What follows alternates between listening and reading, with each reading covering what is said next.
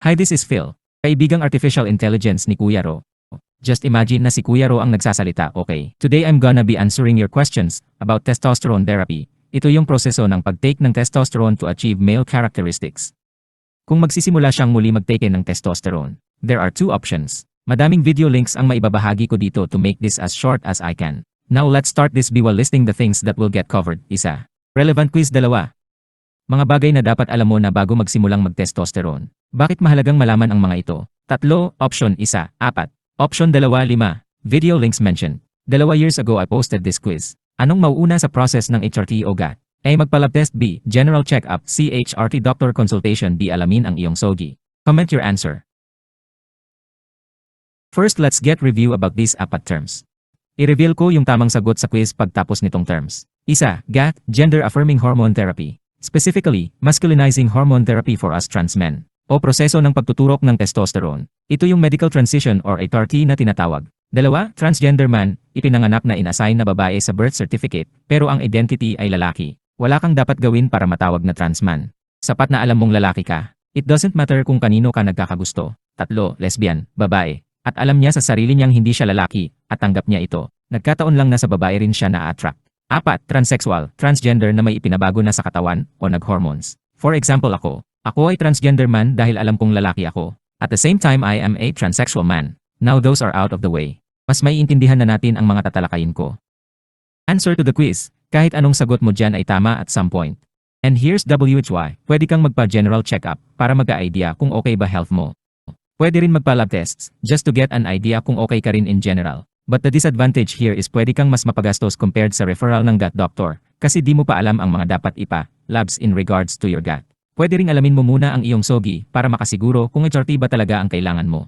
You'll have to make sure na nakaalin ito sa akin para walang pagsisisi sa huli. Remember, may effects ang T na hindi na mawawala kahit pa itigil ito. Finally, pwedeng mauna rin ang consultation with a doctor para malaman kung yung plano mong HRT ay talagang gusto mo ituloy. Go. Start GAT. At this point, dapat alam na natin ang mga bagay na ito, legal part like its, workplace rights, and anti-discrimination policies. Also relationship dynamics, risks, and effects that T might give. Why are these important to know? When you are legally female in the paper, yet you look like a male, how is this going to affect you personally? How about discrimination? When you are legally female, yet your school or workplace have strict gender policies like uniform, how will you go about this then? Relationship dynamics, how would this affect the loved ones? How about your partner in life? Side effects, because all medications have side effects. Effects, how will you have a satisfying transition if you don't know the effects that T might give you? Risks, same as above. I think it's about expectation versus reality. Online communities, engage with supportive online communities. Attend support groups for transgender individuals. Like TFTM, TransTalkPH Pilipinas, the T in the listen, transmasculine page. Link below. Support system, dahil mahirap mag-transition mag-isa. It can bring mood problems while your body get used to T. I highly recommend this. Kung hindi pa kayo aware sa mga bagay na yan, now you have some ideas on what to look out for. Alright, back to the tutorial. Goal, start na as in now na. We're gonna answer the first burning question. Pwede na ba akong mag-inject kaagad kahit walang doktor? Reality is pwede naman mag-start magturok ng T na kaagad. I repeat, you can inject right away, provided syempre na marunong ka mag-inject, or kung papa-inject ka man, dapat marunong rin sila, syempre. Pero Kuya Ro, akala ko ba bawal? Kasi need pa ng doktor. Ideally yes. Consultation with a GAT doctor muna, dahil masama talaga mag-self-medicate kasi una, hindi mo alam kung yung tinurok mo ay tama ba ang dosage. But here's the news. Lahat naman ng clients ko ay nagsisimula sa dosage na hindi pa alam ng doktor nila kung tama. Again, the initial dosage is not precisely correct all the time. Imagine this. Paano mo malalaman ang tamang dosage kung hindi ka pa nag-laboratory test? I don't think there's a way to know this. But GAT doctors can help us. But the second dosage, pwede nang malaman. How? Maya explain ko. At this point nasagot na yung tanong na pwede na ba akong mag-inject kaagad kahit walang doktor.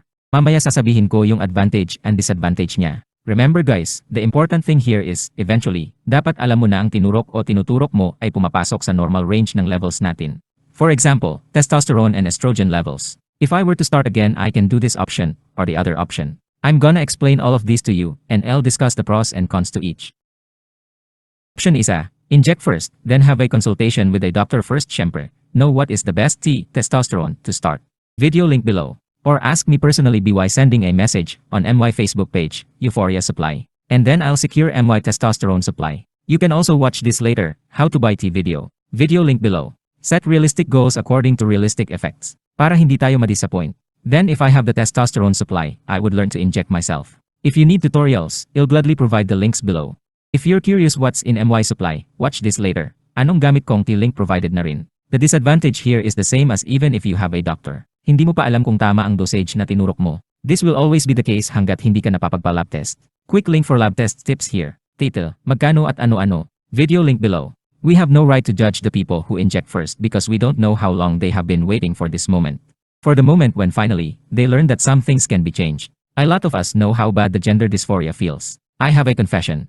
When I was in college, I have no way to earn enough money to medically transition. Nag-ipon ako sapat sa tea and I bought tea and injected myself. Yes, and my very first shot I did myself, without the help of any medical professional. I was so scared to tell anyone this. This might come as a shock to you all because I always advocate for safe medical transition. But the reality is hindi lahat ng trans man ay tanggap sa pamilya enough to let them go to a doctor. Hindi lahat ng onti ay public dito. Ang iba ay nagtatago. At hindi naman lahat may access sa doctors. Hindi lahat may pera pampa-doktor. Heck, hindi lahat nakakaalam na kailangan pala may doktor, habang onti and most of all, hindi alam ng lahat na may free doctors out there, offering free transgender health services, at isa dyan ang GAT.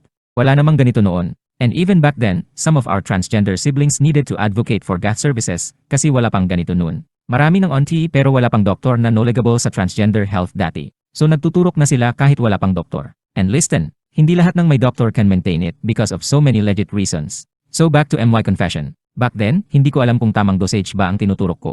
Pero handa ako sa mga maaaring maging effects and side effects nito and what to do to treat them just in case. Nabanggit ko kanina na dapat bago magsimula ay alam na ito. Para walang gulatan, sobrang handa ako noon kung mamamatay man ako. So yes, you can inject first bago magpunta sa doctor. But the other disadvantage is the longer you do it, the more na nilalagay mo ang sarili mo sa uncertainties at stress. Tama kaya ang dosage ko? Baka may side effects na pala ako pero hindi ko pa alam. Testosterone kaya ang dahilan ng nararamdaman ko ngayon. Kung hindi mo ito tinatanong sa sarili mo, you should. Marami ng cases na may mga trans man na namatay sa hindi malamang dahilan. Partida, may doctors pa ang marami sa kanila. And a lot of them are physically fit. But somehow, nakikita na lang silang walang buhay. And also, you should be asking these questions because there are side effects na asymptomatic. Hindi mo na mamalayan high blood ka na pala. Hindi mo alam sobrang taas na ng bad cholesterol mo. And so on. Nangyari yan pareho sa akin. And ini-expect ko na yun. And thanks G, eventually nakapagpa-check up ako at nalaman kong may mali na pala. At nagawa ng paraan. Then there are people who inject first without fully knowing the effects and side effects. Also di natin sila pwede i-blame. Katawan nila yon, and like I said earlier, more likely they have been waiting for so long for this. And maybe, the other choice is to unalive themselves than to live as a girl for another day. So when the opportunity to have the option to change themselves came, they would immediately take it with or without knowing the consequences. Ganoon ang nangyari sa akin. The choice is to inject myself versus to leave this earth anymore. There was no other choice. So kung magsisimula akong muli, I would probably inject myself first. Because eventually I would still go to a GAT doctor to have them monitor my transition. So here's the flow going to be like. Inject GAT, consult labs, consult, old new dose, consult, so on. After some time na nag-inject ako, pag-ipunan ko na yung pangpa-doktor ko at lab tests. Para malaman ko kung yung tinitake ko kung normal ba, o need i-adjust. Here's a video ng computation ko nung nasa factory work ako. Yan yung budget computation ko kung magsisimula ako mag-T sa P3,000 na sahod. Kasama na riyan ang pagkain, renta at transportation ko. In the meantime, I will tier my very best para maging healthy. Dahil for one, testosterone is heavy for the kidney. It can thicken our blood, raise bad cholesterol and raise our blood pressure. Testosterone can make us very hungry all the time, so I would fight the urge by developing healthy eating habits. So syempre, para malaman ko kung ano ba yung mga dapat ipalab tests, ay attend ako ng consultation. Informed consent po ang tawag dito, wherein magsisimula ka o itutuloy mo ito after knowing the risks and side effects with the help of a doctor. Which can be free naman or donation lang. After getting a laboratory request, itatanong ko sa nga branches kung magkano ang total. Maraming laboratory ang pagtatanungan ko para makumpare saan ang pinakamura. Magre-research ako sa Facebook groups na sinalihan ko. Remember online communities. Ask for help. And kadalasan yung question mo ay nasagot na doon. After laboratory request and actual lab tests, babalik ako sa doctor sa schedule ng second consultation ko. Sila magbabasa noon ng lab tests result at doon ko hopefully malalaman kung okay lang ba yung epekto ng mga tinurok kong T o kung kailangan bang bawasan o dagdagan. After the old or new dosage, makakawi akong may peace of mind at hopefully schedule sa susunod kong appointment. And remember, hindi lang isa o dalawang beses ang pagpunta sa doktor mo. You will do it for the rest of your transition to make sure na okay ka. This happens every 3 to 6 months to a year. Pero depende pa rin talaga ito sa epekto sa'yo. Kung okay ka naman, mas madalang. I'll do my best to live healthy and follow these things. Gawin mo agad IGO sa GAT. Link provided. Palagi akong makikinig sa mga advice ng doktor, susundin ang tamang dosage, at hindi susobra dahil lahat ng sobra ay masama. Also, I will get updated with Kuya Ro's vlogs para madami akong matutuhan about GAHT and trans men in the Philippines. Ano naman ang mga hindi dapat gawin? Sisihin ang T kapag may kakaibang nangyari o naramdaman. Dagdagan ang tinuturok dahil nababagalan sa changes. Remember, some changes take time. Kaya nga mahalaga na alam na natin ito bago pa magturok. Also, not all changes will come. Watch this video later kung interesado ka malaman ang changes after 3 months. Other things that I will surely do is this. Mga dapat gawin kung walang doktor. Tapos na tayo sa unang choice. So ayun. I will inject first or maybe I'll start with the second choice. Which is Option 2. GAHT doctor consult first. Kung magsisimula ako mag-GAHT, maaaring ito muna yung una kong gagawin. And this is the ideal one. This is what I'm going to do. Check insurance coverage for gender-affirming treatments. Gagawin ko to kung may EGMO o health card ako. Baka kasi may policy na malibre na ang doktor o lab tests ko. Personal growth goals. Set personal growth goals for myself during MY transition. Kung maaari ay ilista ko para wala akong makalimutan sabihin as doktor.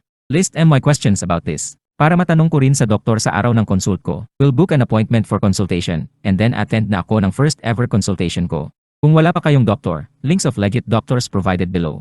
May free, donations, at paid doctors rin that can do online consultations, also face-to-face ones. A GAHT doctor that is trained and transgender friendly. Sila ang target natin mahanap. They know how to help us. But it is important that they know our medical history. Because injecting testosterone can do well and also do very bad. If you tell them your goals, they can help you achieve them the safe way. You will also know which goals are realistic for you or not. So right there and then you will have a clear understanding of your would-be medical transition. Remember, medically transitioning affects everything in our life. Going at it alone will not give us the best results. Take it from me. Okay, at this point, ang goal ko ay makapag-testosterone sa madaling panahon. I would be clear about my gender dysphoria. This way the dosi will get the picture na gusto ko talaga na mangyari ito. Di ko alam pero may cases pa rin talaga na hinihingian pa ng clearance ang ibang kuya natin na mga adult naman na. Last time